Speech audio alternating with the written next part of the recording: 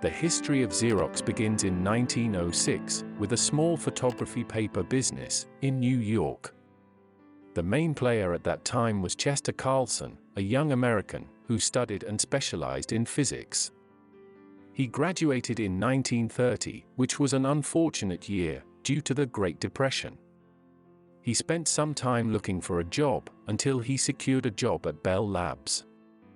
The Haloid Company, as it was called back then, released the new and improved paper in 1933 to great success. The paper's huge success helped to save the struggling company from folding during this time. During World War II, the military was in desperate need for high-quality photographic paper for their topography maps. This helped Haloid to flourish during this time. In 1938, Haloid started to develop a new copying machine based on their dry writing invention. This led to a huge success. The great invention was documented in this first photocopy writing ever produced. From 1939 to 1944, Chester Carlson had his pioneer work turned down by at least 20 companies, including IBM, Kodak, and General Electric. Soon after, a non-profit institute called Battle Memorial was interested and funded him to develop and scale up his prototype. A production contract was signed in 1946 between Haloid Company and Battle Memorial. The first photocopier was produced in 1949. It was a breakthrough, all right, but not very practical to use, as it required a lot of manual steps. It was difficult and messy to use and made errors frequently. The milestone event was in 1959, when they produced Xerox 914, the world's most advanced copier. Marketing was smart. Look at this ad, it is so simple to operate, even a monkey can do it. The business model was also very creative. Rather than buying the expensive machine, a monthly subscription offers were introduced. This made it affordable to everyone. Eventually, most of the profit was on selling papers and other photocopy consumables. They eventually made billions of dollars in profit from this product. Fortune magazine called it the most successful product ever marketed in America.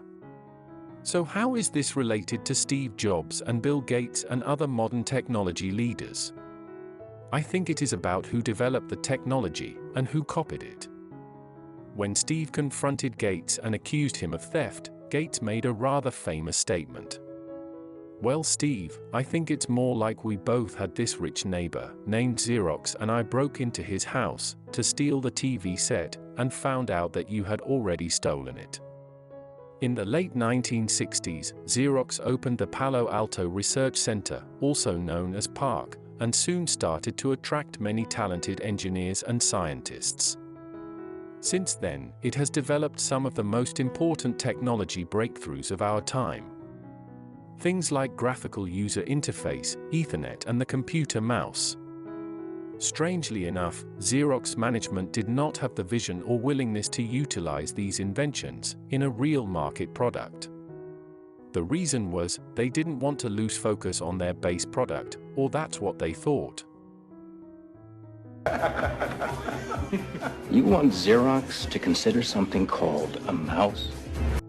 Now we know, PARC scientists created the world's first personal computer in 1973. It was so innovative that it inspired Apple to design what eventually became the well-known Macintosh. Steve Jobs' employees, Jeff Raskin and others, convinced him to take a tour in PARC. Xerox were happy to show all their cutting-edge technology, in return of allowing Xerox to buy 100,000 shares of Apple for $1 million. In this famous tour, Steve Jobs was fascinated by all what he saw in PARC, but in particular, he could not believe his eyes when he saw the graphical user interface. One of the PARC researchers giving the demos said, "After an hour looking at demos, they understood our technology and what it meant more than any Xerox executive understood after years of showing it to them." Within Xerox's strategic failure, the big opportunity for Apple and Microsoft came knocking. Raskin wrote, "It does not take much imagination to see that a portable computer will open up entire new application areas and once again give Apple access to a totally untapped market." And they were quick. Apple diverted Xerox resources into Apple Lisa and subsequently into Macintosh. Microsoft was working with Apple as the first third-party software developer for the upcoming Macintosh. Much like Apple, Microsoft had snatched a lot of former PARC employees, and Bill Gates was well aware of the Xerox Alto and its innovations. Shortly, Bill Gates, and without Apple or Xerox consent, unveiled a graphical user interface environment he called Windows. And along with it, a mouse-based word processor called Microsoft Word. This is how Microsoft started, copying Xerox PARC invention, and conquer the market of personal computers with Windows. Adobe. John Warnock was one of many brilliant engineers working at Xerox. He developed a language called Enterpress to control Xerox laser printers.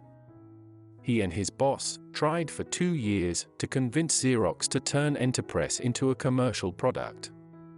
When this failed, they decided to leave Xerox and try it on their own. John Warnock and Chuck Geschke named their company Adobe. Steve Jobs, with his vision, liked the technology of Adobe and invested $2.5 million in the company and convinced Warnock to create a PostScript controller for the Apple laser writers. Yahoo. During Steve Jobs' famous visit to Xerox PARC, an engineer named Larry Tesler conducted the demonstration.